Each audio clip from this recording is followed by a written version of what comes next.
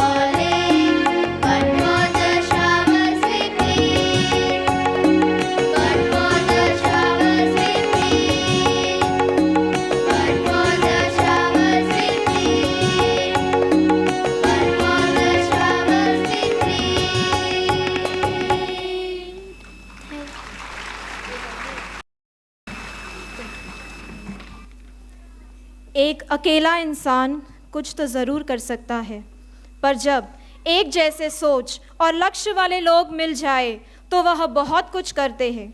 और जब एक जैसे लक्ष्य वाले एकजुट दल हो, दीर्घदृष्टि वाला नेतृत्व मिल जाए तो वह असंभव को भी संभव कर सकते हैं। ऐसे ही दूरंदेशी और केवल लक्ष्य प्राप्ति के उद्देश्य के जोत जलाने वाले लीडर्स के आशीर्वाद से महक रहा है पीपी सवानी चैतन्य विद्या संकुल। आज हमारे बीच मौजूद है पीपी सवानी स्कूल के प्रणेता और हम सबके आदरणीय हमारे प्यारे बापूजी।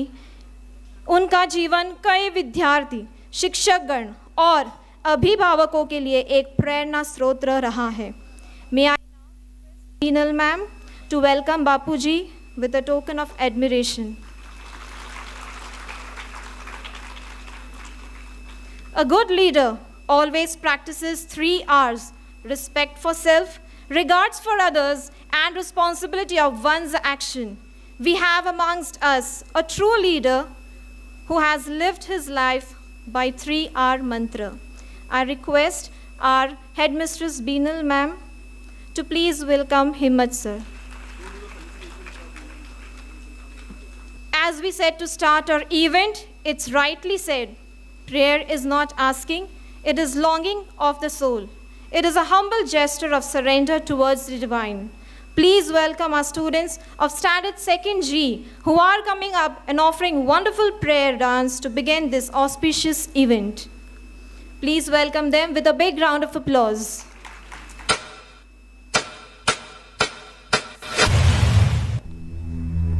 Om Shri ह्रीं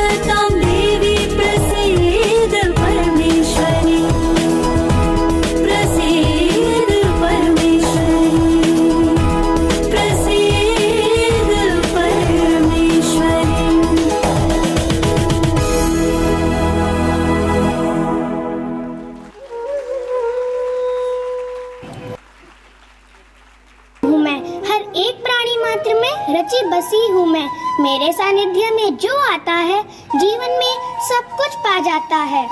मैं ही पुराणों की बानी, मैं ही सब अवगुण हारिनी, हर शब्द मेरा, हर गीत मुझसे, मैं ही वेदों की भाषा, स्त्री शिक्षा का प्रतिरूप हूँ मैं। हाँ सरस्वती माँ हूँ मैं, हाँ सरस्वती माँ हूँ मैं, हाँ सरस्वती माँ हूँ मैं।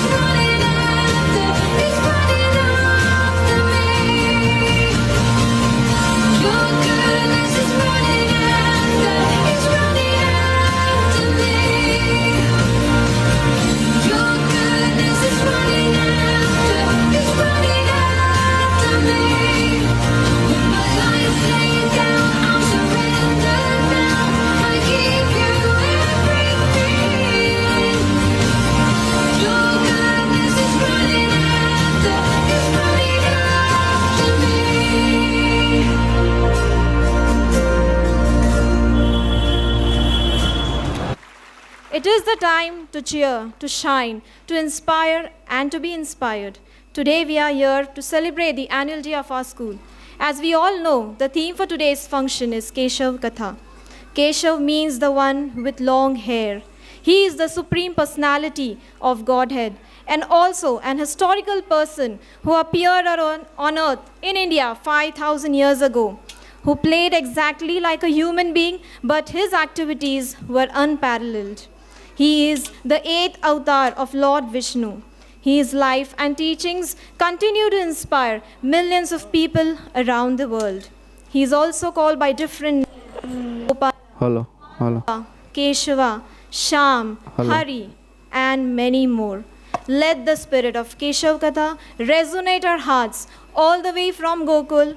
Folks of Nandagaon will take you on a roller coaster ride with their mesmerizing performances. I promise that Every performance will excite the celebration and will take you to in some other world. साधिकार प्रेम से लिखेगी पत्र रुक्मणी, तो जानती है रुक्मणी कि कृष्ण स्वयं आएंगे जो पार्थ साथ कृष्ण के।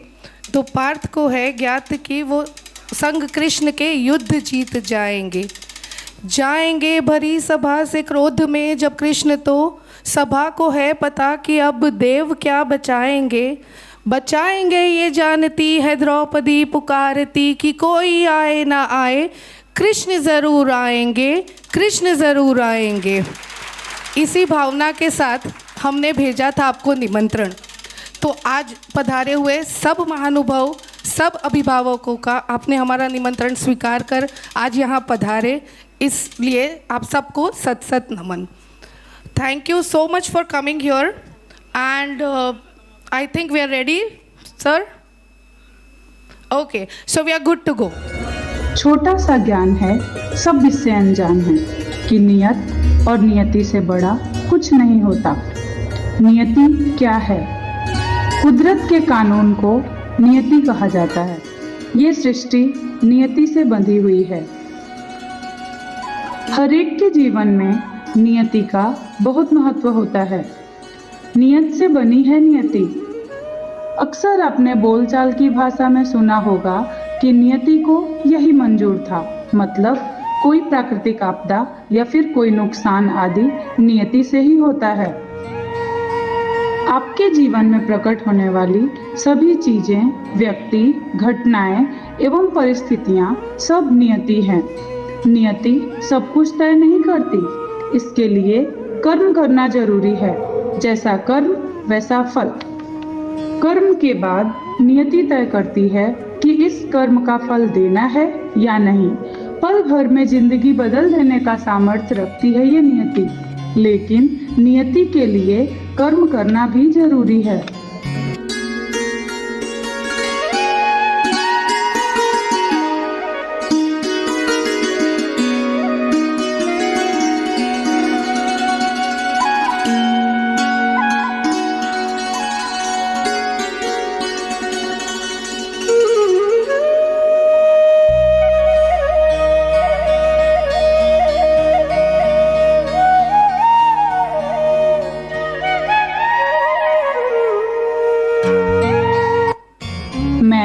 नियति हूँ और आज श्री कृष्ण की कथा सुनाने जा रही हूँ। 16 कलाओं में निपुण भगवान श्री कृष्ण को लीलाधर भी कहते हैं। श्री कृष्ण विष्णु भगवान के 8वें अवतार थे।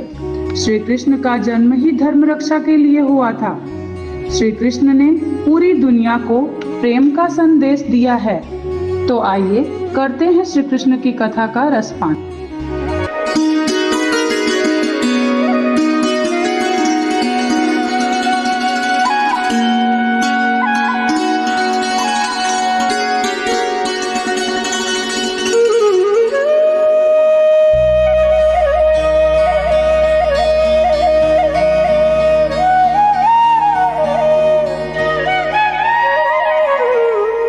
Request a little co-host of today's event, Rajvi Goyani and Vedanta Narola, to please come forward and take up the podium. ग्रंथों में गोलोक धाम का वर्णन कमल की पंखुड़ियों के समान बताया गया है। गोलोक का अर्थ है गायों का लोक। गोलोक में श्री राधा कृष्ण अपने अलौकिक रूप में विराजते हैं। गोलोक बहुत अधिक सुंदर और अनोखा है। देवता भी इस लोक की सुंदरता से मोहित हो जाते हैं। गोलोक में शांत और सौम्य स्वभाव की गायें मिलती है, जिन्हें देखने से देवताओं के दर्शन जैसी अनुभूति होती है। चारों तरफ कल्प वृक्ष की हरियाली और कमल के फूलों से सजे हुए बगीचे हैं। हर तरफ कमल के फूलों से बहते हुए झरने की आवाज़ श्री कृष्ण के बांसुरी से बजने वाले मधुर संगीत की तरह प्रतीत होती है। गोप गोपियाँ राधा कृष्ण के साथ मिलकर रास रचाते हैं। आज मैं आपको जो कथा सुनाने जा रही हूँ वो है श्री कृष्ण, नारायण, माधव, श्याम, मोहन और कई सारे नामों से पुकारे जाने वाले हमारे प्यारे कान्हा की। तो चलिए रसपान करते हैं श्री मुरारी की कथा का। लेकर आ रहे हैं सेकेंड डे के बच्चे, जिनको कोरियोग्राफ किया है मनीषा राठौड़ मैम ने।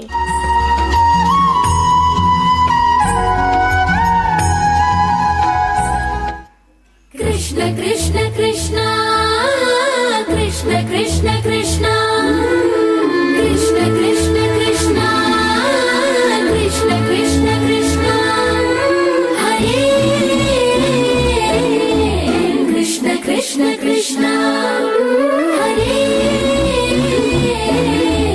कृष्ण कृष्ण कृष्ण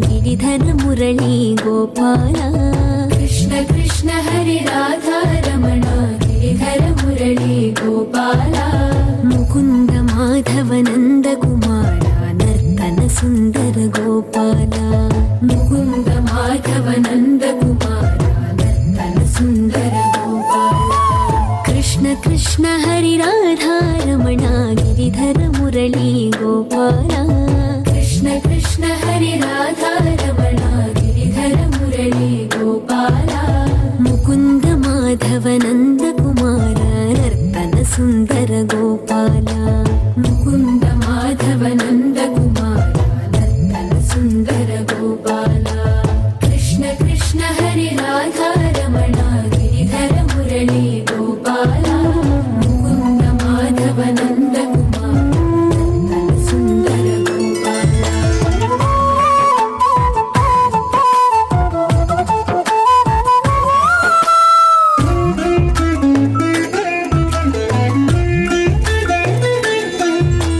नयन मनोहर नरहरि रूपा मधुसूदन श्री गोपाला नटन मनोहर नवनीत चोरा नारायण हरि गोपाला नटन मनोहर नवनीत चोरा नारायण हरि गोपाला नयन मनोहर नरहरि रूपा मधुसूदन श्री गोपाला नटन मनोहर नवनीत चोरा नारायण हरि गोपाला कृष्ण कृष्ण हरि राधा रमणा गिरिधर मुरली गोपाला मुकुंद माधव नंद कुमार नर्तन सुंदर गोपाला कृष्ण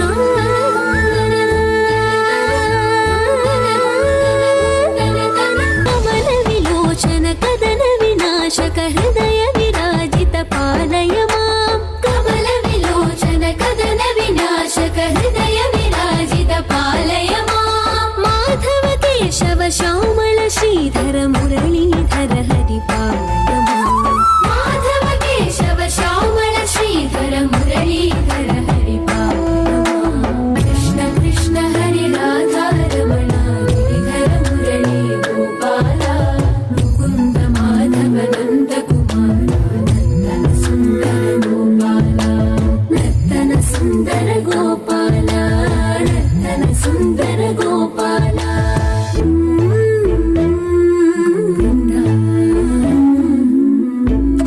हरि गोविंद गोविंद हरि गोविंद गोपाला हरि गोपाला गोविंद हरि गोविंद गोपाला हरि गोपाला गोविंद हरि गोविंद गोपाला हरि गोपाला गोविंद हरि गोविंद गोपाला हरि गोपाला गोविंद हरि गोविंद गोपाला हरि गोपाला गोविंद हरि गोविंद गोपाला हरि गोपाला कृष्ण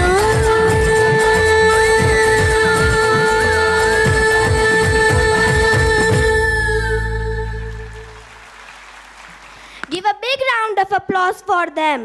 पृथ्वी पर जब जब बढ़ता है आतंक और अत्याचार, तब लेते हैं श्री हरि अवतार, तब लेते हैं श्री हरि अवतार। श्री कृष्ण का स्वरूप बांसुरी और मोरपंख के बिना अधूरा है। भगवान विष्णु के अवतारों में सिर्फ श्री कृष्ण ने मोर मुकुट धारण किया है। श्री कृष्ण का मोरपंख पहनना केवल प्रेम या उसके प्रति लगाव नहीं है, बल्कि इसके जरिए भगवान ने कई संदेश भी दिए हैं। वर्तमान समय में भी मोरपंख का बहुत महत्व है। इसे नवग्रह का प्रतीक कहा जाता है।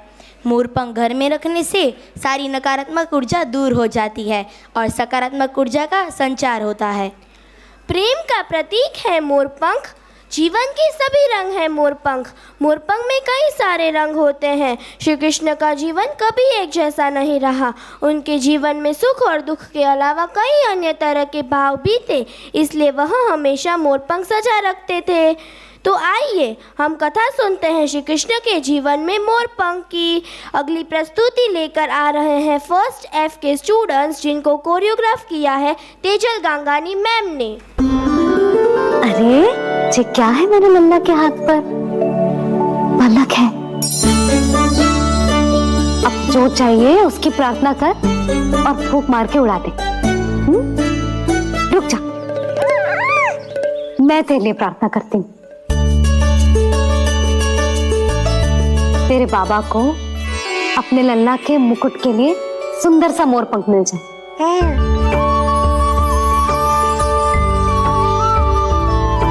अब अपने मुंह में हवा भर दे, कैसे, और फूंक मार के उड़ा दे।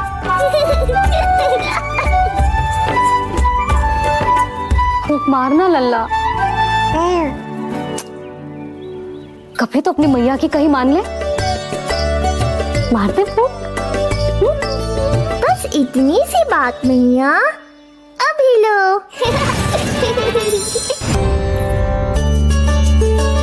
भाभी ये कहाँ रखना है? जा उधर रख दे। हाँ।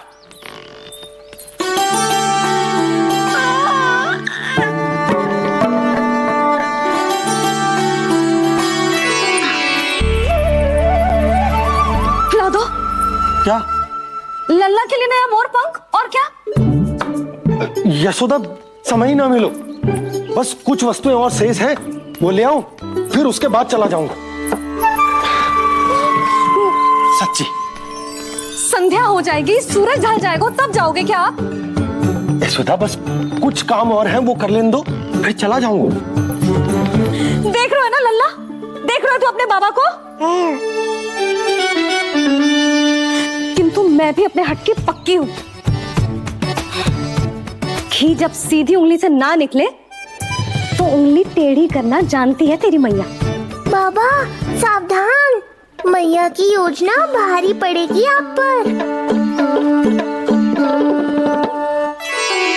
जानकी। हाँ भाभी।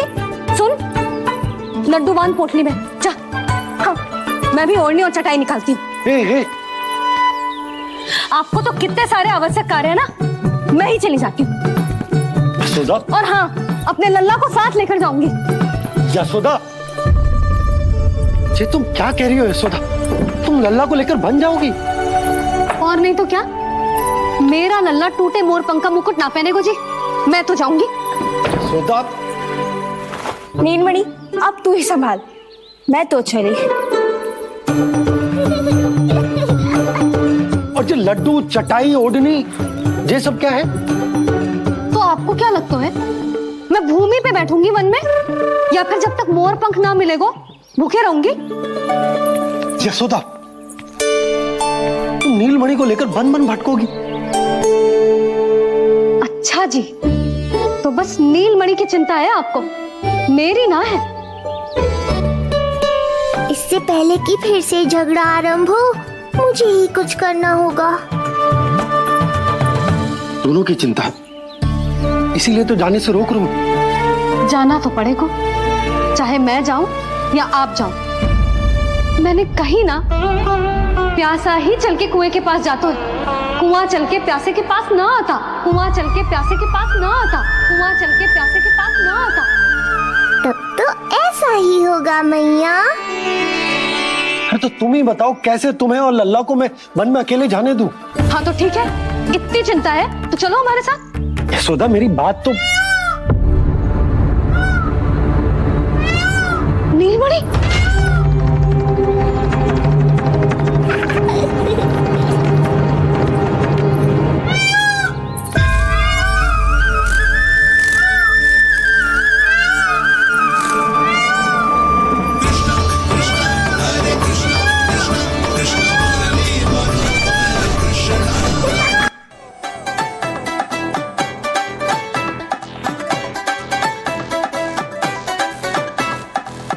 पंख माथे पे जड़ा और होठों पर मुस्कान रे। रास रचाए बंसी बजाए वो राधा का श्याम रे। मोर पंख माथे पे जड़ा और होठों पर मुस्कान रे। रास रचाए बंसी बजाए वो राधा का श्याम रे।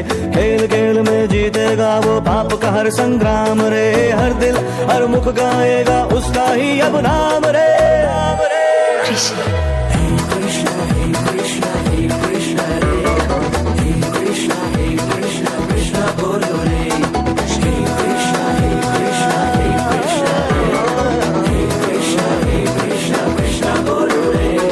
गिरधारी मोहन गोपाला कान्हा और घनश्याम रे। नारायण हरि बोल मुकुंदा संगता ओ बलराम रे। खेल खेल में चूर करेगा झूठा हर अभिमान रे। हर दिल हर मुख गाएगा उसका ही अब नाम रे।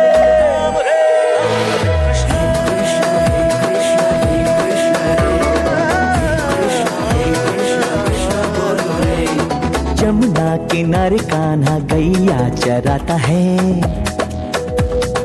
गोकुल को प्रीति की धुन पे नचाता है। दंभियों घमंडियों को सबक वो सिखाता है। पापियों को दानवों को धूल में मिलाता है। चोर है चित चोर है वो माखन चुराता है। उंगली पे अपनी गोवर्धन उठाता है।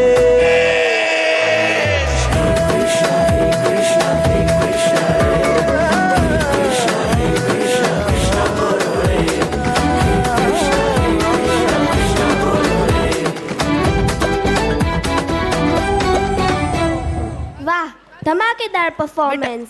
मजा तब आता है जब महफिल में बजती है जोरदार तालियां। हमारा मन भी श्री कृष्ण के मोरपंख जैसा ही है सतरंगी।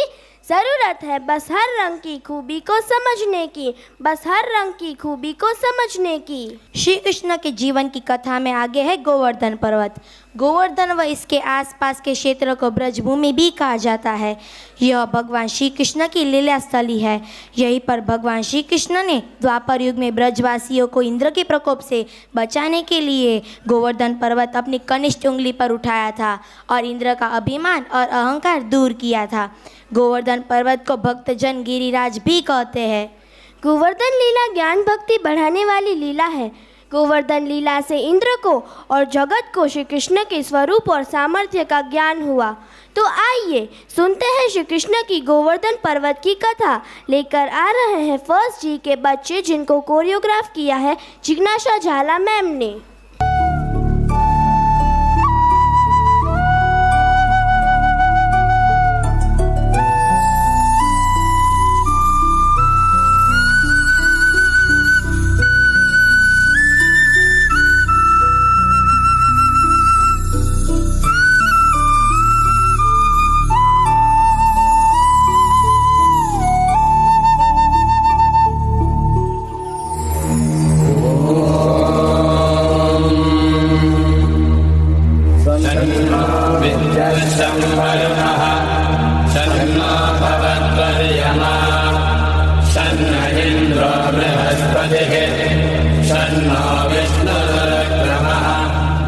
बाबा, आप इंद्र के लिए यज्ञ क्यों कर रहे हैं? हमें इंद्र को प्रसन्न करने के लिए हर साल ये यज्ञ करना ही पड़ता है ताकि वो हमें बारिश दें। वैसे ही जैसे हर वर्ष हमें महाराज कंस को कर चुकाना पड़ता है। अरे नहीं बच्चों, इंद्र देव बुरे नहीं हैं, वो तो बारिश के देवता हैं। पानी जीवन के लिए अति आवश्यक होता है, इसीलिए हम हर साल यज्ञ के द्वारा इंद्र देव की पूजा करते हैं। परंतु बाबा, वो तो उनका कर्तव्य है, वो तो भगवान विष्णु के आदेश का पालन कर रहे हैं। देखो कृष्णा, ये बहुत पुरानी प्रथा है और हमें इसे तोड़ना नहीं चाहिए। बाबा, फिर हम धरती की पूजा क्यों नहीं करते जो हमें सब कुछ देती है, और सूर्य की जिससे जीवन मिलता है, और यमुना की क्यों नहीं? कृष्णा, तुम सही कहते हो, लेकिन ये संभव नहीं है। हम सदियों से चलती आ रही इस प्रथा को अकस्मात ही तोड़ नहीं सकते बेटा। परंतु बाबा, क्या हमें आंखें बंद करके प्रथाओं को मान लेना चाहिए? वो तो भगवान विष्णु हैं, जो इंद्र और सभी देवताओं को शक्ति प्रदान करते हैं। कृष्ण बिल्कुल सही कह रहा है। सभी देवता भगवान विष्णु के आदेशानुसार काम करते हैं। और वैसे भी वेदों में इंद्र के लिए अलग से यज्ञ का विधान नहीं है। हम ग्वाले हैं, हमारी संपत्ति हमारी गायें हैं और वो भोजन के लिए निर्भर करती हैं इस गोवर्धन पर्वत पर। हम भी सभी चीजों के लिए गोवर्धन पर निर्भर करते हैं, इसलिए हमें गोवर्धन की पूजा करनी चाहिए, ना कि इंद्र की। मेरे वृंदावन के प्यारे मित्रों, हम सबको गोवर्धन पर्वत का हृदय से आभारी होना चाहिए। मित्रों, हमारा जीवन इंद्र पर निर्भर नहीं करता, बल्कि गोवर्धन पर्वत पर निर्भर करता है। कृष्ण ठीक कहता है। आयुष्मान भव। ये सब इंद्र देव की नहीं, गोवर्धन की कृपा है।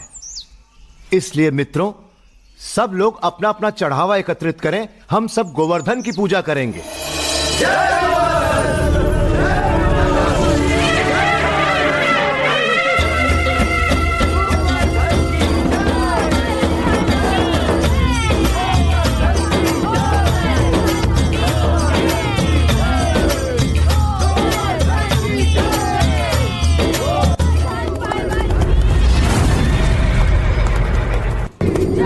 वृंदावनवासी गोवर्धन पर्वत की पूजा कर रहे हैं। उन्होंने मेरी पूजा ना करके मिट्टी के ढेर की पूजा की। अच्छा, उन्होंने मेरा आदेश मानने के बजाय एक नादान की बातों को माना। इन लोगों का दिमाग खराब हो गया है। देखना अब इन पर मेरा कहर बरसेगा। सुनो संवर्तक, जाओ और वृंदावन को डुबो दो, गोवर्धन के त्योहार को बर्बाद कर दो और वृंदावन के वासियों को इस दुस्साहस की सजा दो।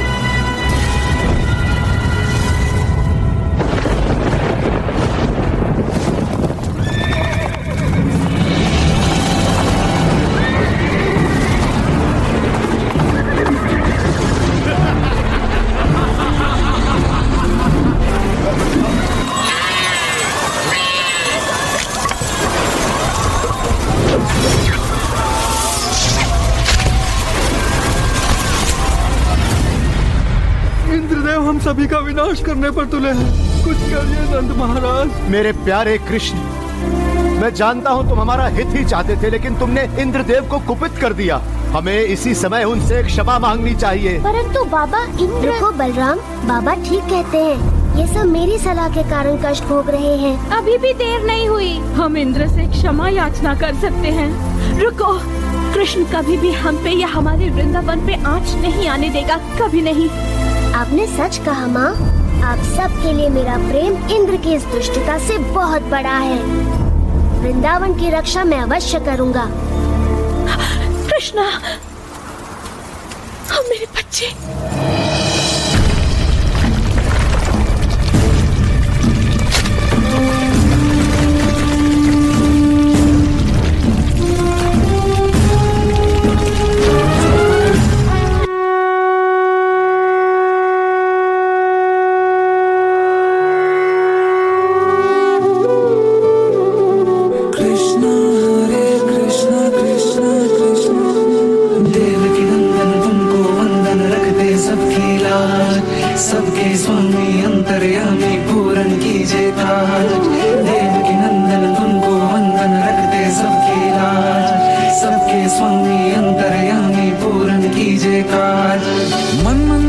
सजे बिहारी, मनमोहन तेरी छवि अति प्यारी। मन मंदिर में सजे बिहारी, मनमोहन तेरी छवि अति प्यारी। बंसी बजैया रास रचैया, तारनहार मेरे तुम ही के भैया। तुमसे बड़ा कहाँ कौन कन्हैया। श्री कृष्ण गोविंद, श्री कृष्ण गोविंद हरे मुरारे। हे नाथ नारायण वासुदेवा, हे नाथ नारायण वासुदेवा। कृष्ण तुमको वंदे सबकी लाज, सबके स्वामी अंतर्यामी पूर्ण कीजिए काज। तुमको वंदे सबकी लाज, सबके स्वामी अंतर्यामी पूर्ण कीजिए काज।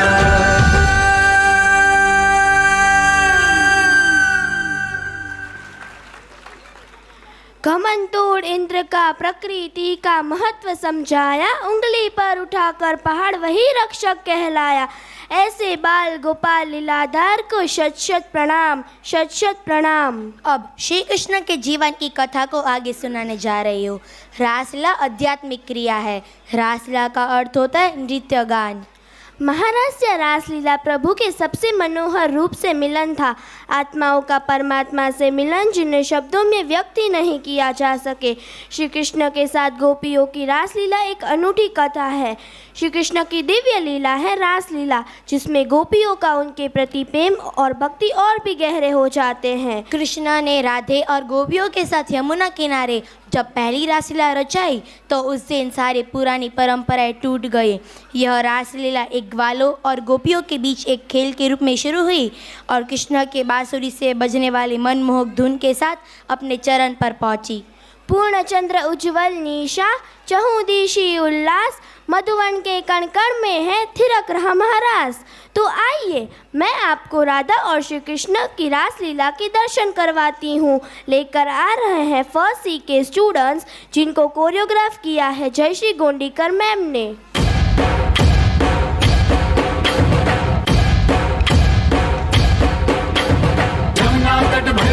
राधे संग नंदलाल, राधे संग नंदलाल, राधे संग नंदलाल, मिलके रचाए रास, कण कण में है उल्लास, कण कण में है उल्लास, कण कण में है उल्लास। चौदिस में है प्रकाश दिव्यता भरी उल्लास, फैली है मंद मंद फूलों की मधु सुवास।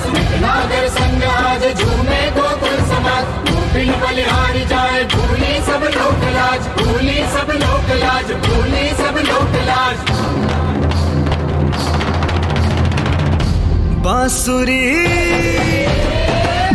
बांसुरी कृष्ण की बाजेगी, प्रेम में राधा नाचेगी। बांसुरी कृष्ण की बाजेगी, प्रेम में राधा नाचेगी। जमुना तट पे रास रचेगा, जमुना तट पे रास रचेगा, प्रीत विराजेगी, प्रेम में राधा नाचेगी। बांसुरी कृष्ण की बाजेगी, प्रेम में राधा नाचेगी।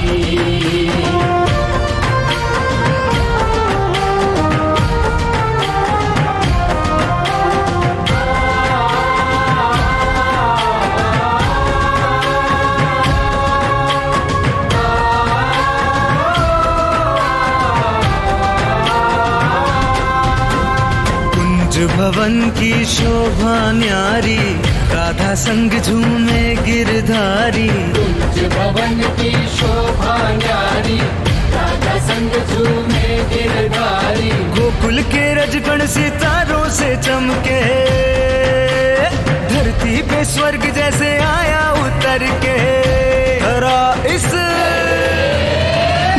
धरा इस क्षण को साजेगी, प्रेम में राधा नाचेगी। बांसुरी कृष्ण की बाजेगी, प्रेम में राधा नाचेगी।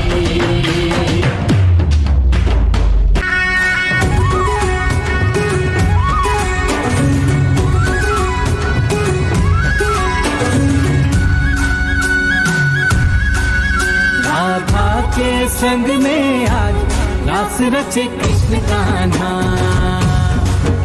कान्हा की धुन पे आज झूमे कैसे देखो राधा। आई पूनम की जानी रात, रास रचे कृष्ण कान्हा,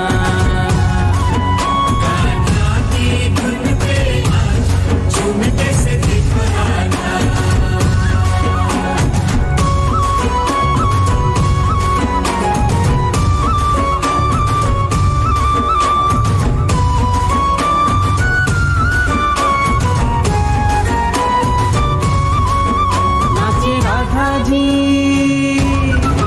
नाचे राधा जी सुध बुध गवा के, संग छलिया जी का पाके।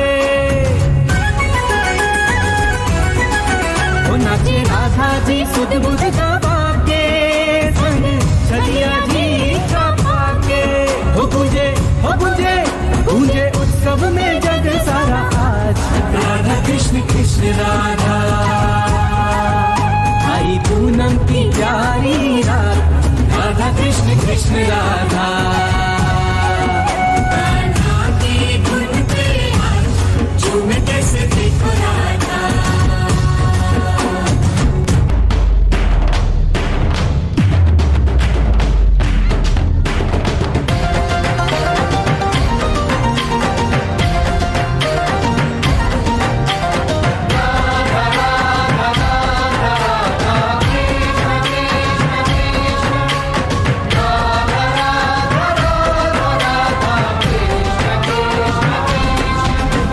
राधा कृष्ण का मिलन तो बस एक बहाना था, दुनिया को प्यार का सही मतलब जो समझाना था, दुनिया को प्यार का सही मतलब जो समझाना था। श्री कृष्ण जी ने जीवन की महत्वपूर्ण कथाओं में से एक मामा कंस का वध भी है। कंस के अन्यायों के अंत और अच्छाई की जीत का प्रतीक है कंसवध। कंसवध एक ऐसी कथा है जो न केवल बुराई पर अच्छाई का प्रतीक है, बल्कि उस उम्मीद को भी दर्शाता है जिसमें अंधकारमय समय का अंत लिखा होता है। कंस ने अपने जीवन काल में राक्षसों की सेना द्वारा भय और आतंक फैलाने का ही काम किया था। उसका अंत करके श्री कृष्ण ने न केवल उसके पापों का अंत किया, बल्कि संपूर्ण मथुरा नगरी में न्याय की स्थापना की। जब अत्याचार अपनी अति पर पहुंचता है तो स्वयं अपने अंत को निमंत्रित करता है। तो आइए सुनते हैं कथा कंसवध की। अगली प्रस्तुति लेकर आ रहे हैं सेकेंड सी के स्टूडेंट्स, जिन्हें कोरियोग्राफ किया है सोना दर्जी मैम ने।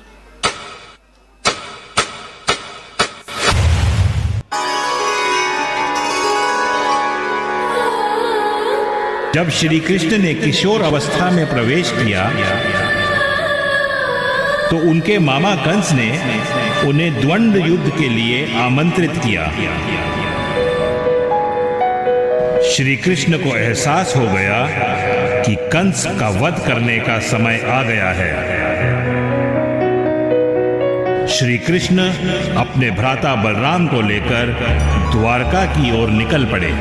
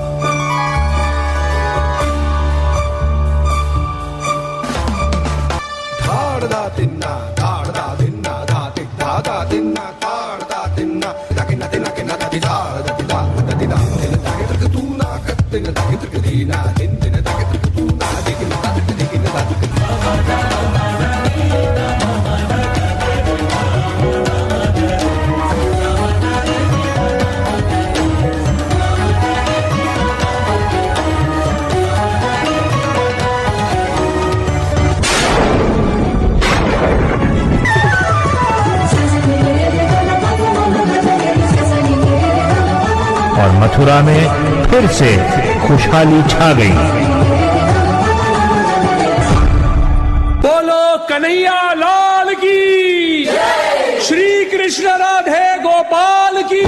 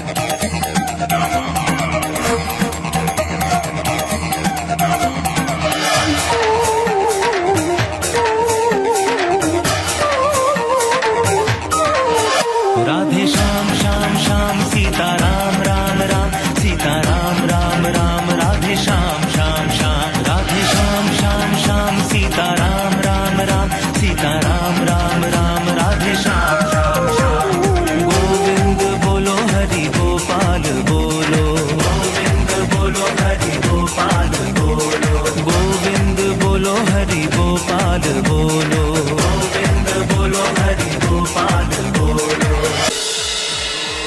गोपाल बोलो, गोविंद बोलो।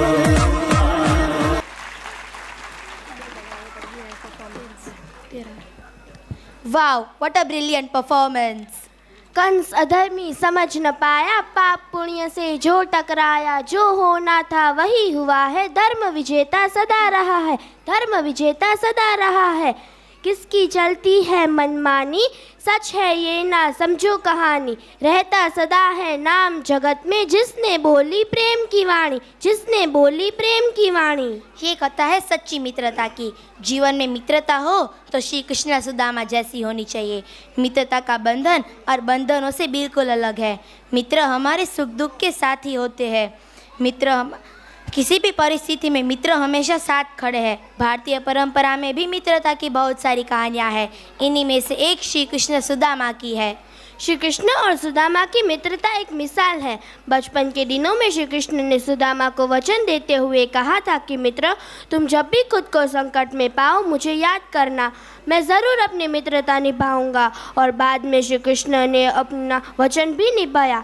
मित्रता का रिश्ता दुनिया में सबसे खूबसूरत है। मित्रता में अमीरी और गरीबी का भेद नहीं होता है। भगवान श्री कृष्ण जहाँ राजा थे वहीं सुदामा बहुत दरिद्र थे, लेकिन जब सुदामा श्री कृष्ण से मिलने आते हैं तो श्री कृष्ण द्वारा ऐसा आदर सत्कार किया गया कि उसकी कल्पना भी नहीं कर सकते थे। तो आइए सुनते हैं कथा श्री कृष्ण और सुदामा की। लेकर आ रहे हैं फर्स्ट डी के स्टूडेंट्स, जिनको कोरियोग्राफ किया है मनीषा सांघानी मैम ने। मित्र है ना? वो समय कुछ और था जब मैं और कान्हा साथ में गैया चराया करते थे, परंतु अब तो द्वारकाधीश है। तो क्या हुआ, है तो अपने मित्र ही ना। क्यों ना आप एक बार जाकर उनसे मिल ले, शायद कुछ आर्थिक सहायता ही मिल जाए। ठीक है प्रिय।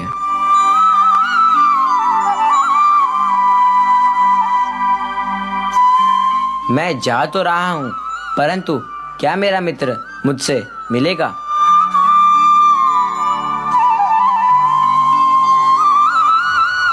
क्या मेरा मित्र मुझे पहचान पाएगा?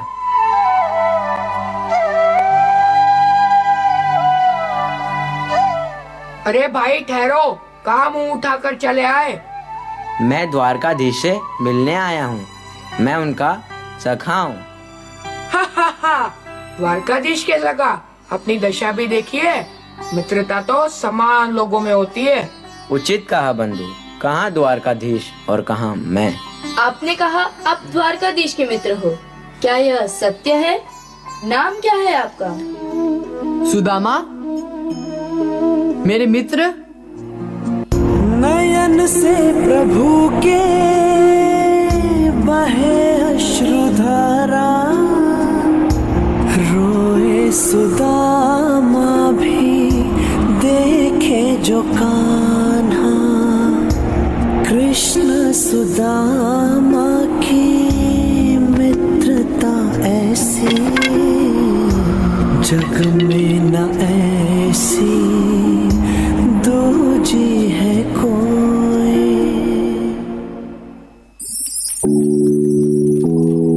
नहीं रे जानेली कदी नहीं रे मानेली, नहीं रे जानेली कदी नहीं रे मानेली, जनी गोचड़ी तोड़ा नहीं तोड़ी, संतोरे एवी कृष्ण सुदामानी जोड़ी, संतोरे एवी कृष्ण सुदामानी जोड़ी।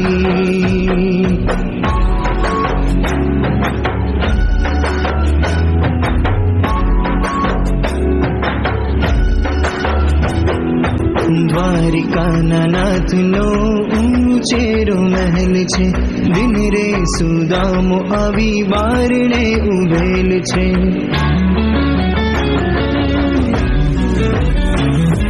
દ્વારિકાના નાથનો ઊંચેરો મહેલ છે, દિન રે સુદામો આવી બારણે ઉભેલ છે।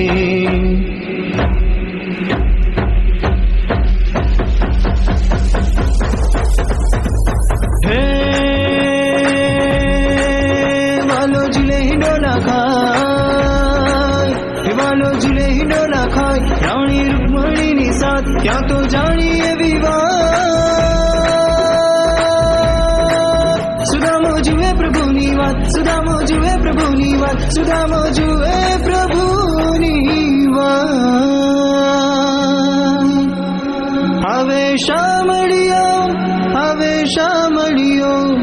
હવે શામળીઓ સામેથી દોડી રે એવી કૃષ્ણ સુદામાની જોડી સંતો રે એવી કૃષ્ણ સુદામાની જોડી નહીં રે જાણેલી કદી નહીં રે માણેલી જેની ગોઠડી તોડા નહીં તોડી સંતો રે એવી કૃષ્ણ સુદામાની જોડી સંતો રે એવી કૃષ્ણ સુદામાની જોડી સંતો રે એવી કૃષ્ણ સુદામાની જોડી.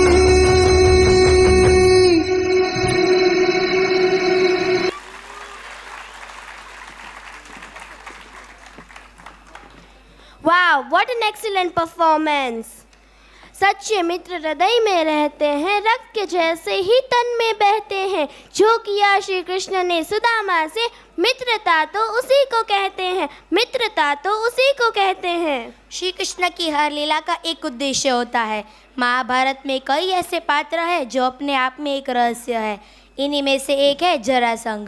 ये कथा है जरासंध की. जरासंध का वध करके ने लिए श्री कृष्ण को एक योजना का निर्माण करना पड़ा तथा उस योजना अनुसार वे एक ब्राह्मण वेश में भीम व अर्जुन के साथ मगध गए और जरासंध को मल्ल युद्ध के लिए ललकारा था. जरासंध ने मल्ल युद्ध के लिए भीम को अपना प्रतिद्वंदी चुना.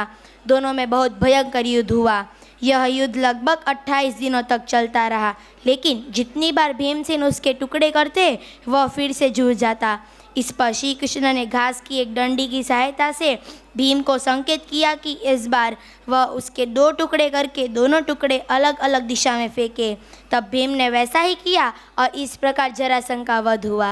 जरासंध का वध कर श्री कृष्ण ने उसकी कैद से राजाओं को आज़ाद कर दिया. श्री कृष्ण ने जरासंध के पुत्र सहदेव को अभयदान देकर मगध का राजा बना दिया. तो आइए सुनते हैं कथा जरासंध वध की. लेकर आ रहे हैं फर्स्ट बी के बच्चे जिनको कोरियोग्राफ किया है हर्षाली मैम को.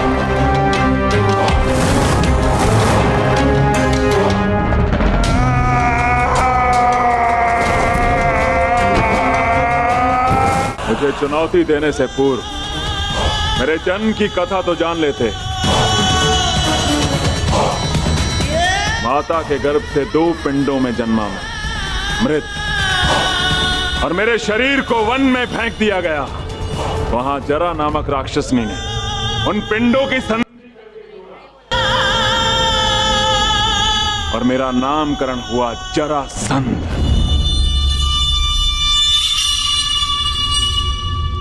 ये संधि नहीं टूट सकती भीम.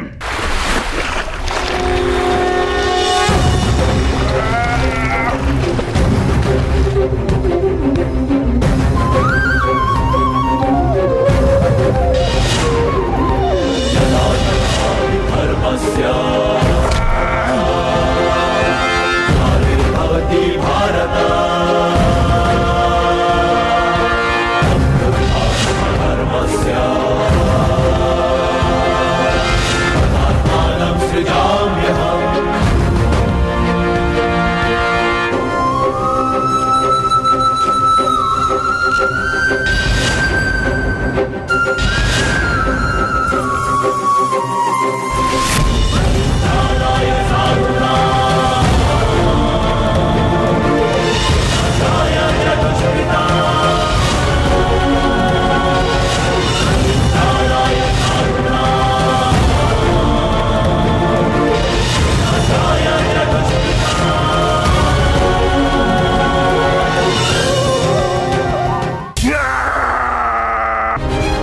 परंतु ये संसार क्या जरासंध के आतंक से मुक्त था?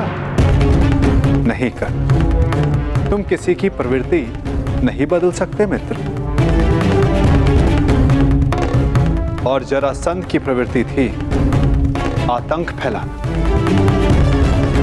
इसीलिए उसका विनाश आवश्यक था. वासुदेव कृष्ण की, वासुदेव कृष्ण की, वासुदेव कृष्ण की, वासुदेव कृष्ण की।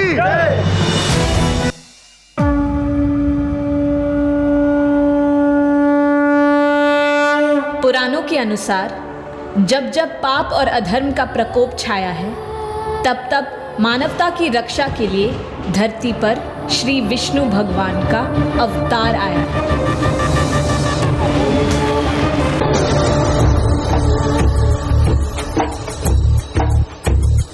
ओ मौको कहाँ ढूंढे रे बंदे, मैं तो तेरे पास में, ना तीरथ में ना मूरत में, ना एकांत निवास में।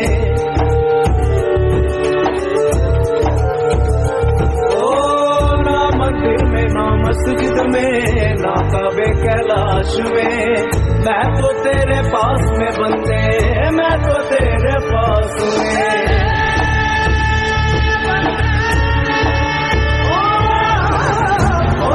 तुरंत मिल जाऊं एक पल की तलाश में, कैद कभी सुनो वही साधो, मैं तो हूँ विश्वास में। बंदा मैं तो तेरे पास में, बंदा मैं तो तेरे पास में।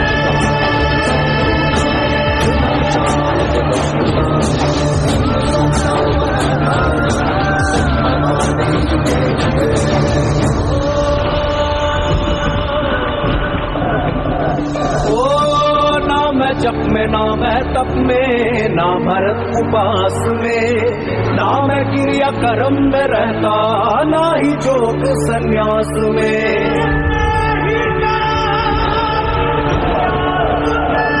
नहीं प्राण में नहीं पिंड में, ना ब्रह्मांड आकाश में, ना मैं प्रकृति प्रवर गुफा में, ना ही श्वास की सांस में।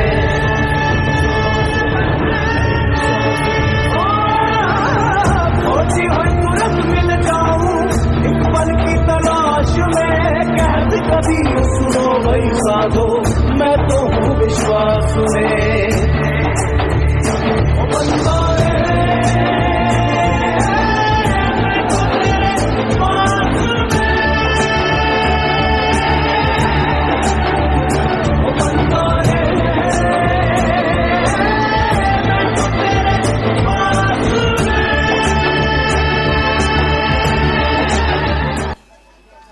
Wow, what a mesmerising performance. क्रोध से भ्रम पैदा होता है, भ्रम से बुद्धि व्यग्र होती है, जब बुद्धि व्यग्र होती है तब तर्क नष्ट हो जाता है, जब तर्क नष्ट हो जाता है तब व्यक्ति का पतन हो जाता है, व्यक्ति का पतन हो जाता है। ये कथा है महाभारत के रहस्यमय किरदार अश्वत्थामा की। अश्वत्थामा द्रोणाचार्य के पुत्र थे।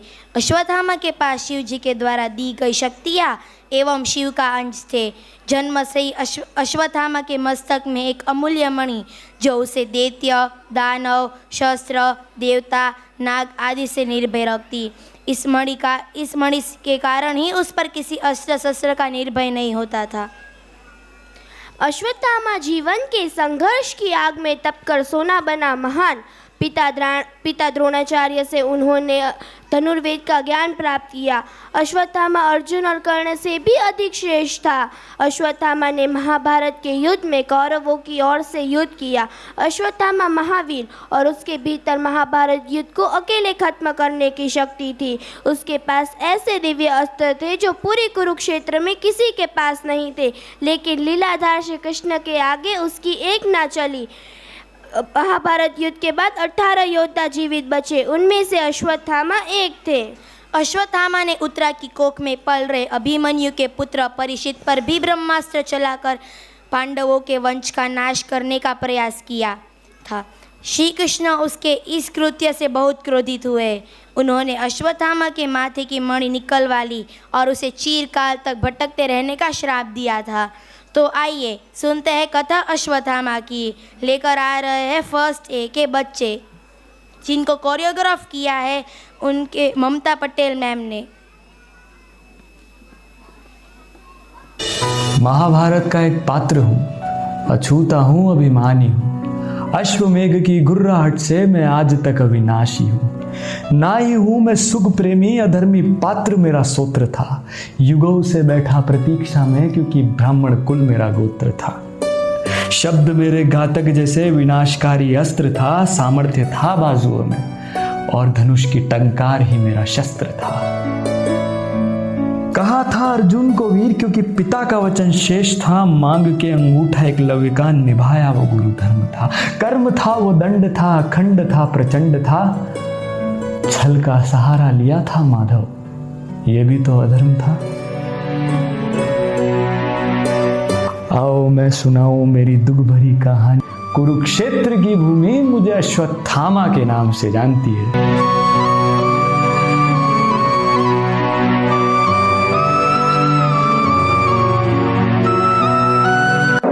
दुष्ट अश्वत्थामा, तुमने अपनी शक्तियों का सदा ही दुरुपयोग किया है। तुमने जो कार्य किया है, ऐसा कार्य पूरे संसार में आज तक किसी ने नहीं किया। दुर्योधन, दुशासन, गांधार, शकुनी, कंस, रावण और हिरण्यकशिपु से भी अधिक दंड तुम्हें प्राप्त होगा।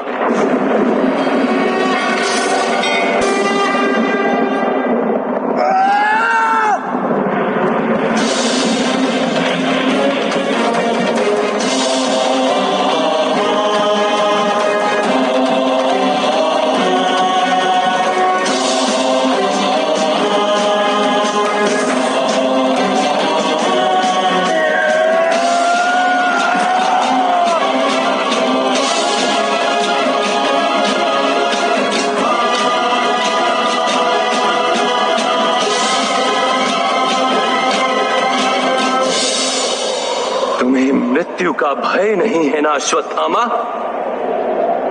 मैं तुमसे तुम्हारी मृत्यु ही खींच लेता। तुम्हें अमर होने का अभिशाप देता हूं।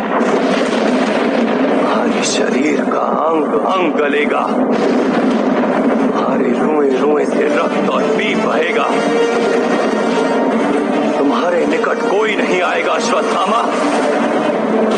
अकेले समय के अंत तक पृथ्वी के कोने कोने में भटकते रहोगे।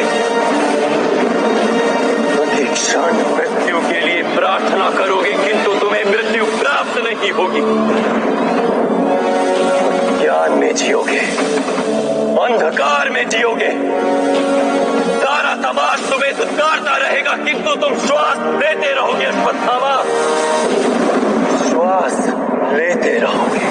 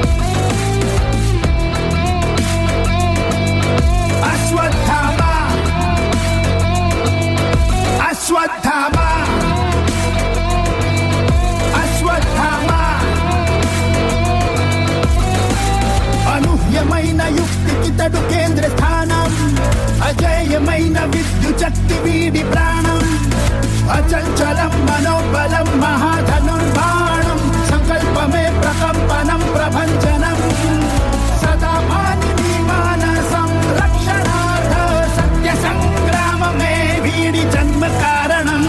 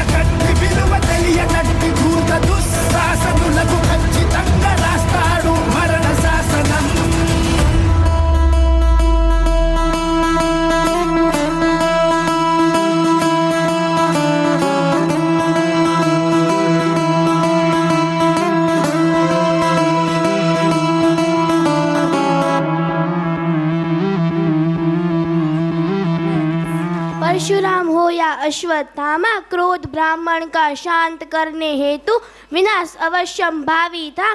पिता की निर्मम हत्या से क्रोधित अश्वत्थामा गांडीवधारी पर भी हावी था। अश्वत्थामा गांडीवधारी पर भी हावी था। ये कथा है संघर्षों की महागाथा, है एक नायिका की। द्रौपदी महाकाली का अवतार थी। द्रौपदी को अन्य नामों से भी जाना जाता है, जिनमें उन्हें पांचाली, यज्ञसेनी, महाभारती और सिरंगरी के नाम से भी जाना जाता है। कहा जाता है कि उनका जन्म अभिमानी राजा का अभिमान नष्ट करने के लिए हुआ था, जो पृथ्वी पर अभिमान को बढ़ावा दे रहे थे। महाभारत के सबसे सशक्त चरित्रों में द्रौपदी का स्थान बहुत ऊंचा रहा है। महाभारत में द्रौपदी के जीवन का सचोट विवरण दिया गया है।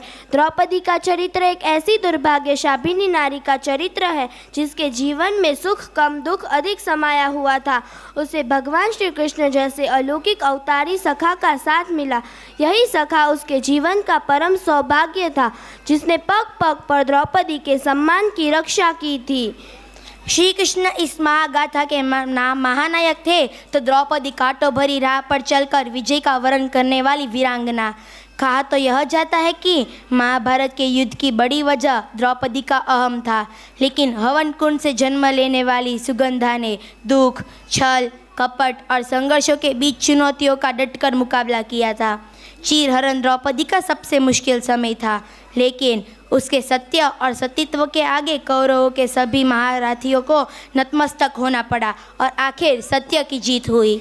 जब जब भारतीय संस्कृति के इतिहास में नारी के अपमान, प्रतिशोध, तिरस्कार, शोषण के साथ साथ उसके सम्मान के विरोधी भावों की चर्चा होगी, तब तब द्रौपदी का उल्लेख अवश्य होगा। तो आइए सुनते हैं कथा द्रौपदी की। लेकर आ रहे हैं फर्स्ट टी के बच्चे, जिनको कोरियोग्राफ किया है साक्षी शर्मा में। अभिध्यानामन्तस्तिमिरामिहिरद्वीपनगिरे जदनं चैतन्यस्तवकं तरङ्गश्रुतिधरे दरिद्राणां चिन्तामणि गुणनिका जन्मजलधौ निमग्नानं ध्वंसा मुररिपुवराहस्य भवति।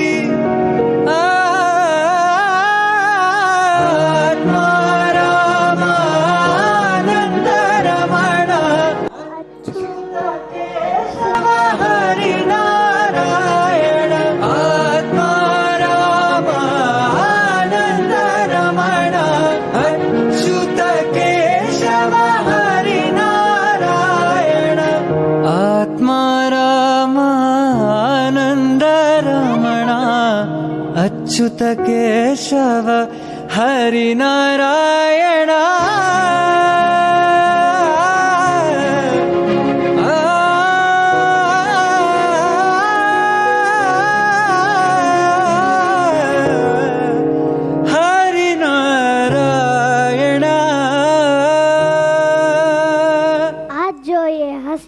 मेरा मान का मुग्धाशक है। सुन रहे हैं, ना मैंने स्वयं को दांव पे लगाया था और ना किसी को इसकी स्वीकृति दी थी। अतः मैं अपने स्वाभिमान के लिए इस हस्तिनापुर की सभा का त्याग करती हूँ। और दुर्योधन तुम दुष्ट, मुझे त्याग है। तुम किस बात का प्रतिशोध ले रहे हो?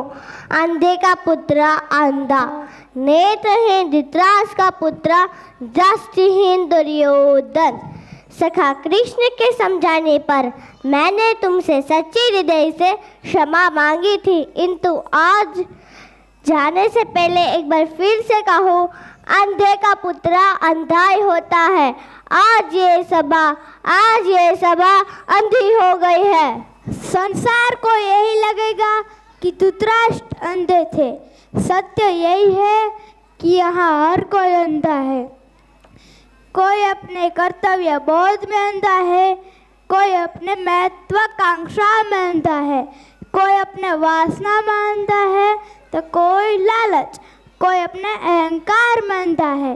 सत्य तो यही है कि यहाँ हर कोई अंधा है। और यही होता है जब यह समस्त संसार अंधा होगा, नारी पर अत्याचार होगा, और जब जब नारी पर अत्याचार होगा तब तक केवल होगा महायुद्ध।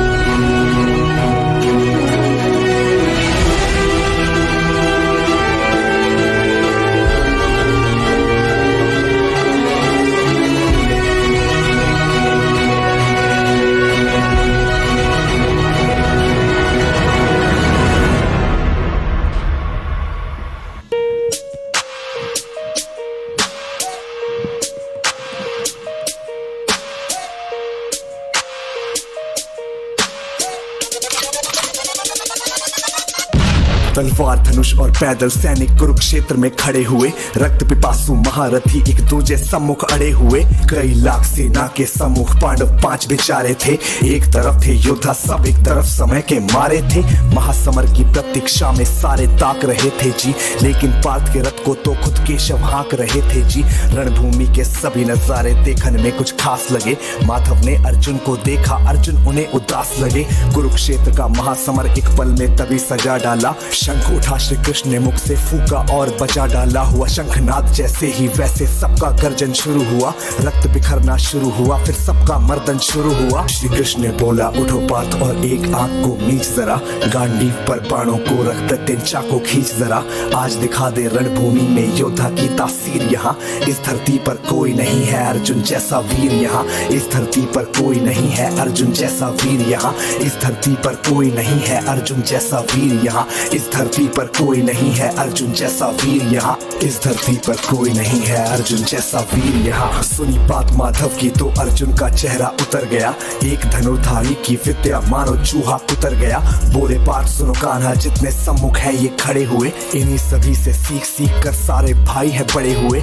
उधर खड़े हैं भीष्म पितामह मुझको गोद खिलाते थे, गुरु द्रोण ही धनुष बाण का सारा ज्ञान सिखाते थे। सभी भाई पर प्यार लुटाया कुंती मात हमारी ने, कोई कमी ना छोड़ी कभी थी उस माता गांधारी ने। ये जितने गुरुजन खड़े हुए हैं सभी पूजने लायक हैं, माना दुर्योधन दुशासन थोड़े से नालायक हैं। मैं अपराध क्षमा करता हूँ बेशक हम ही छोटे हैं, जैसे भी हैं आखिर माधव सब ताऊ के बेटे हैं। इतने से भूभाग की खातिर हिंसक नहीं बनूंगा मैं, स्वर्ण लगाकर अपना कुल विध्वंसक नहीं बनूंगा मैं। खून सने हाथों का होता राजभोग अधिकार नहीं, सबको मार के गद्दी मिले तो सिंहासन स्वीकार नहीं।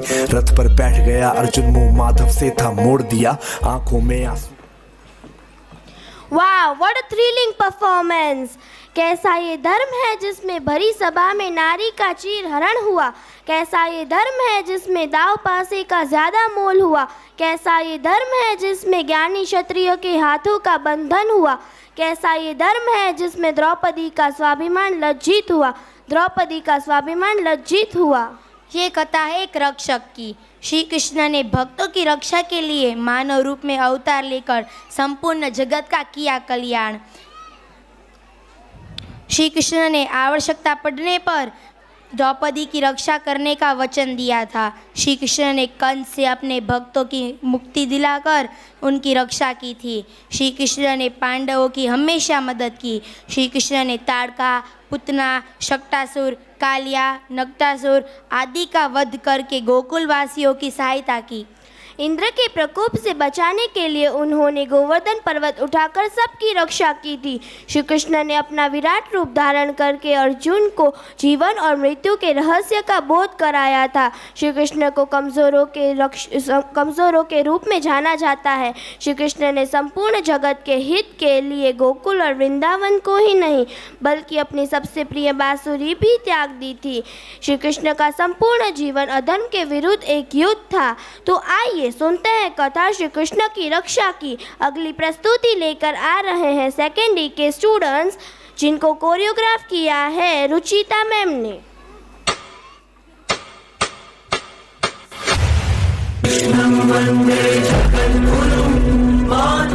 श्री कृष्ण को भगवान की मोहर लगा के मनुष्य और धरती से अलग मत करो। He is biologically born and brought up on this earth. वो एक अपार बुद्धि, ऊंचे सिद्धांतों से जन्म लेकर इस धरती पर चलने वाले इंसान है। उन्होंने जो धर्म बताया था वो धर्म नहीं, हमारा जीवन है। गीता के द्वारा करोड़ों लोगों को राह दिखाई, उनसे बढ़कर गुरु और कौन हो सकता है।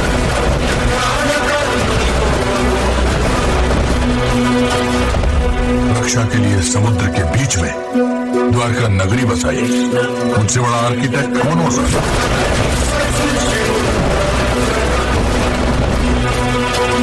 आंखों से मन की बातें समझाने वाला, उनसे बड़ा साइकोलॉजिस्ट कौन हो सकता है। बांसुरी बजा के गाय और गोपियों को बांधने वाला, उनसे बड़ा म्यूजिशियन कौन हो सकता है।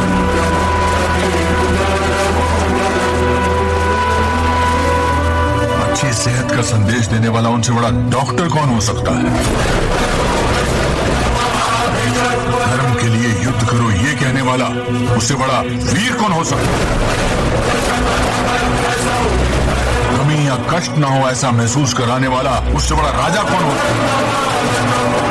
हवन यज्ञ से बारिश बरसाई, उनसे बढ़कर प्रकृति को समझने वाला क्लाइमेटोलॉजिस्ट कौन है। अनकंट्रोलेबल टीम के साथ घूमते सुदर्शन चक्र को कंट्रोल करने वाला उनसे बढ़कर काइनेटिक इंजीनियर,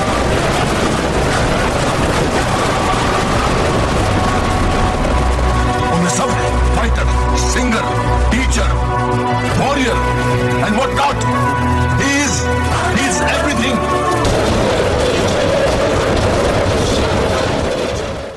केशवहे माधवहे गोविंदा, रक्ष रक्ष पाहि पाहि परमानंदा।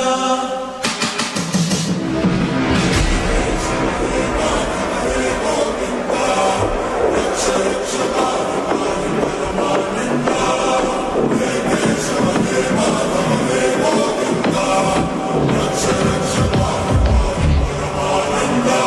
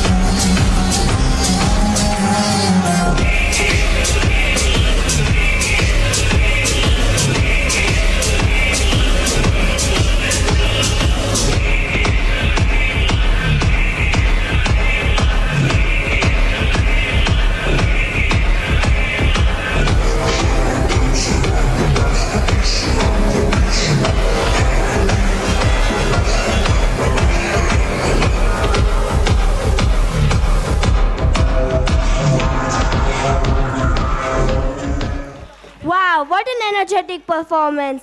हमें चिंता नहीं अपनी, उन्हें चिंता हमारी है।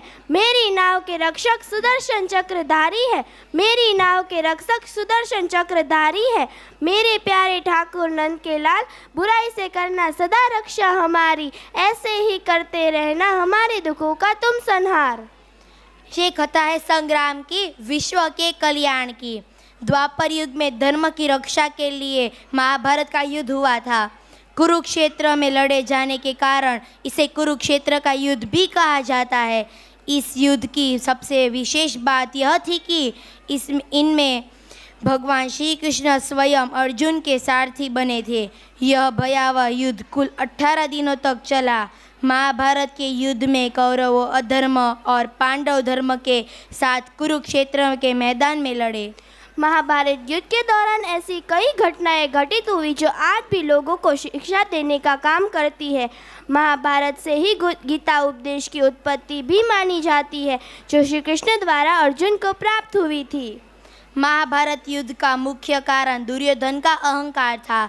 वह पांडवों को एक सुई बराबर भी भूमि देने को तैयार नहीं था। कहते हैं कि महाभारत युद्ध में 18 संख्या का बहुत महत्व है। महाभारत की पुस्तक में 18 अध्याय है। श्री कृष्ण ने कुल 18 दिन तक अर्जुन को ज्ञान दिया। 18 दिन तक ही युद्ध चला।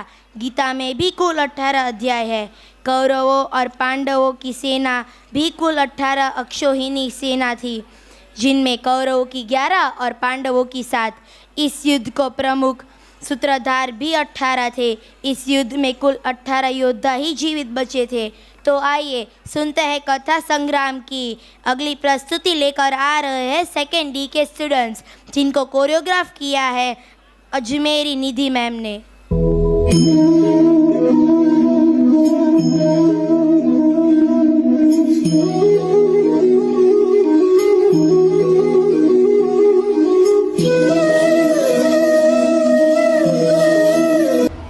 माधव, धर्म और अधर्म में क्या अंतर है? पार्थ, जब तक संसार में एक मनुष्य भी पीड़ित है, तब तक वास्तव में किसी का भी सुख संपूर्ण नहीं है। यह जानने पर मनुष्य का मन करुणा से भर जाए, उसे धर्म कहते हैं। जब किसी पर तमस गुण छाया होता है, तो वह दूसरों के प्रति कठोर, निर्दयी और स्वार्थी हो जाता है। अपने माने हुए सुख के लिए दूसरों को दुख देता है। उसकी परमात्मा की ओर गति नहीं हो पाती। अर्थात अधर्म परमात्मा से दूर ले जाने वाले मार्ग का नाम है।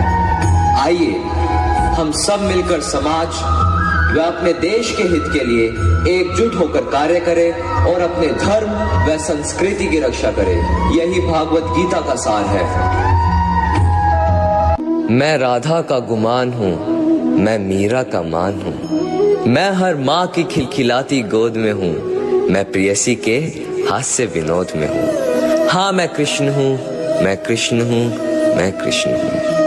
मैं नारी के सत्कार में हूँ, संस्कृतियों के प्यार में हूँ। मैं परिवार का विश्वास हूँ, तो समाज का विकास भी हूँ। मैं शांति के हर श्वास में हूँ, मैं बांसुरी की मधुर तान भी हूँ, तो सुदर्शन चक्र की धार भी हूँ। मैं करुणा के हुंकार में हूँ, संस्कृति के हर प्रकार में हूँ। मैं अंत हूँ, प्रारंभ भी हूँ, नए युग का आरंभ भी हूँ। हाँ, मैं कृष्ण हूँ, मैं कृष्ण हूँ, मैं कृष्ण हूँ।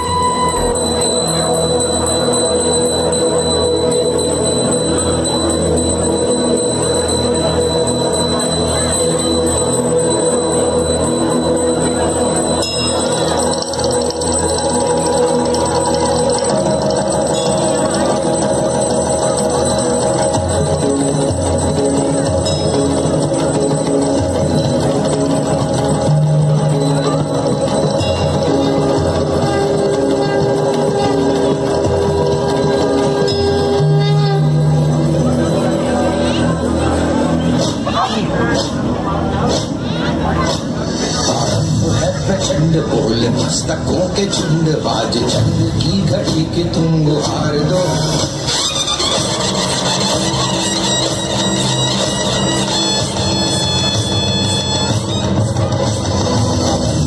प्रचंड बोले मस्तकों के झुंड बाज चंद की घड़ी की तुम गुहार दो। मान शान या की जान गाहो दान आज एक धनुष के बाण पे उतार दो। प्रचंड बोले मस्तकों के झुंड आज जंग की घड़ी की तुम गुहार दो। मान शान या की जान गाहो दान आज एक धनुष के बाण पे उतार दो। प्रचंड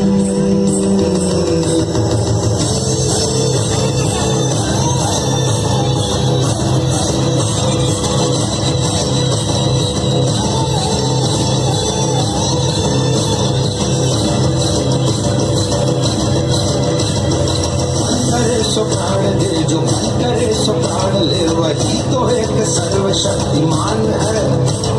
मन करे सो प्राण दे, जो मन करे सो प्राण ले, वही तो एक सर्वशक्तिमान है। विश्व की पुकार है, ये भागवत का सार है कि युद्ध ही तो वीर का प्रमाण है।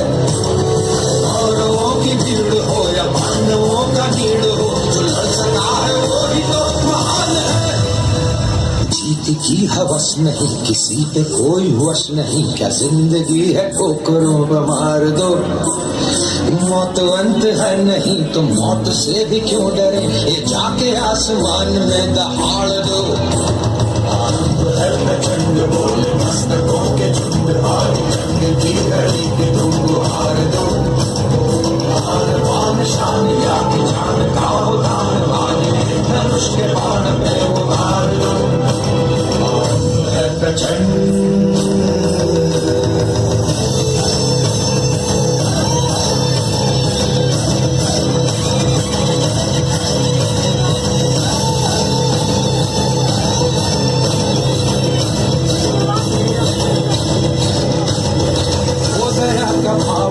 शौर्य का चुनाव या कि हार का वो भाव, तुम ये सोच लो।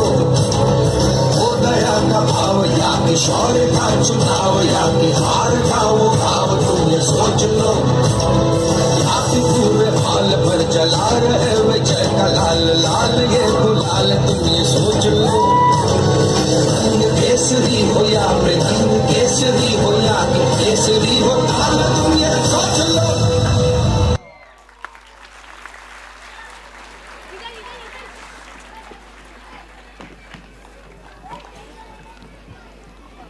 ना धन से ना खूबसूरती की लाली से, ना धन से ना खूबसूरती की लाली से, हम खुश होते हैं बस आपकी ज़ोरदार ताली से। हम खुश होते हैं बस आपकी ज़ोरदार तालियों से। अधर्म और अत्याचार होते हुए जो लोग अपने सिर झुका लेते हैं, उनके सिर एक दिन अवश्य कटते हैं। महाभारत इस बात का साक्षी है। ये कथा है अद्भुत श्री कृष्ण की। जगत गुरु गिरिधारी कहे या रणछोड़, श्री कृष्ण के जितने नाम है उतनी कहानियाँ। जीवन जीने के तरीके को अगर किसी ने परिभाषित किया है तो वह है श्री कृष्ण। श्री कृष्ण कर्म का कोई विकल्प नहीं, ये सिद्ध किया है श्री कृष्ण ने। श्री कृष्ण कहते हैं मैं हर हाल में आता हूँ, जब पाप और अत्याचार का अहंकार होता है तब भी, जब प्रेम और भक्ति का उजाला होता है तब भी। दोनों ही परिस्थिति में मेरा आना निश्चित है। श्री कृष्ण का जीवन कहता है आप कोई भी हो, संसार में आए हैं तो जब तक जीवन है आपको संघर्ष करना ही होगा। श्री कृष्ण एक बहुत नटखट बच्चे हैं। वे एक बांसुरी वादक है और बहुत अच्छा नाचते भी हैं। वे अपने दुश्मनों के लिए अजय योद्धा है। श्री कृष्ण की लीला अध्यात्म की सबसे प्रसिद्ध कथाओं में एक है। कृष्ण को लोग अलग रूप में देखते थे, तो आइए एक झलक देखते हैं श्री कृष्ण की लीलाओं की। लेकर आ रहे हैं सेकंड बी और एफ के बच्चे।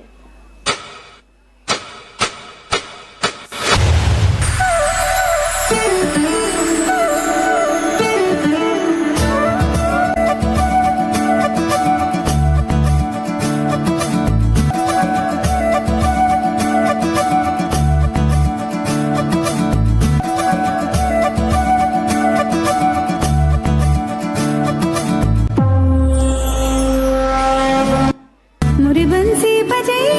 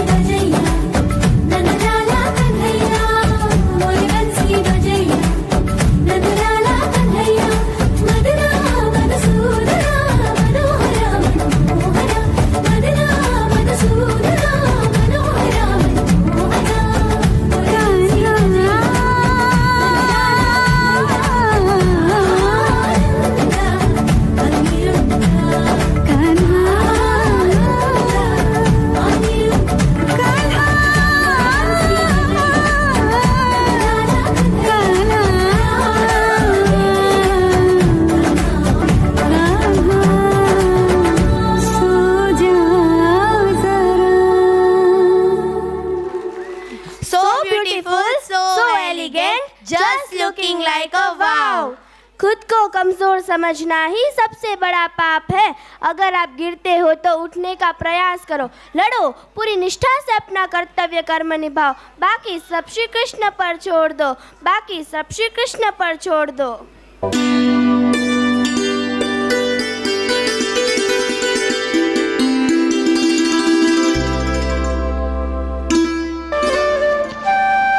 श्री कृष्ण कहते हैं, जब जब धरती पर पाप बढ़ेगा मैं कल की रूप में फिर अवतरण करूंगा।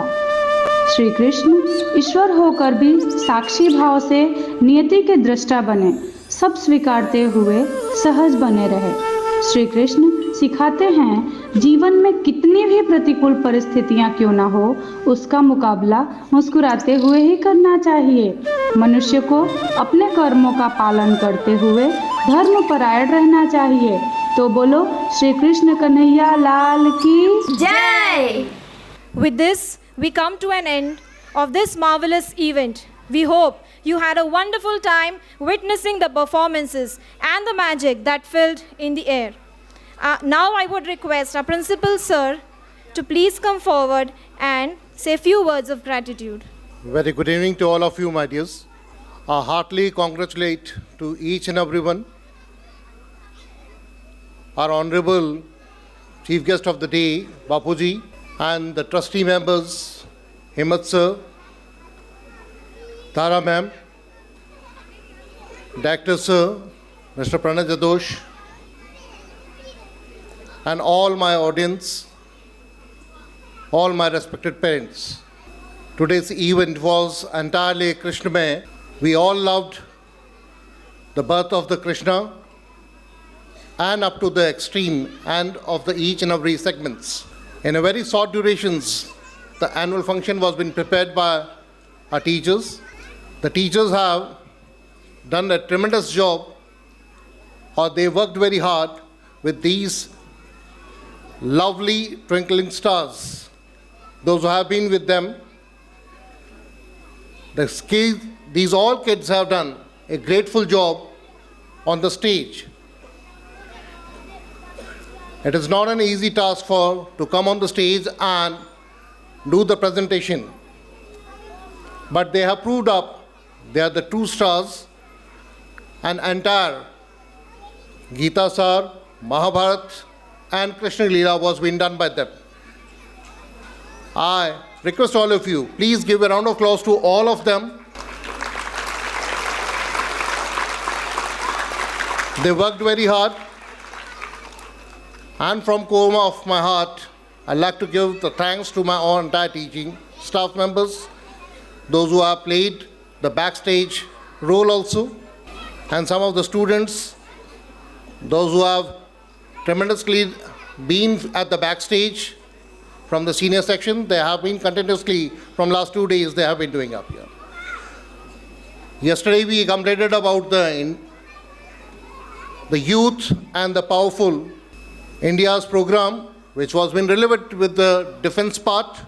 Today we have done about the Krishna in the morning and in the evening here. Lot of thanks for being the part of this gesture and Josh.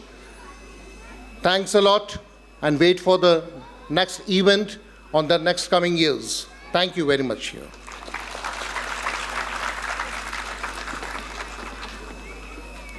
Thank you, sir. Thus, to conclude today, I request you all to rise up as we hear our national anthem.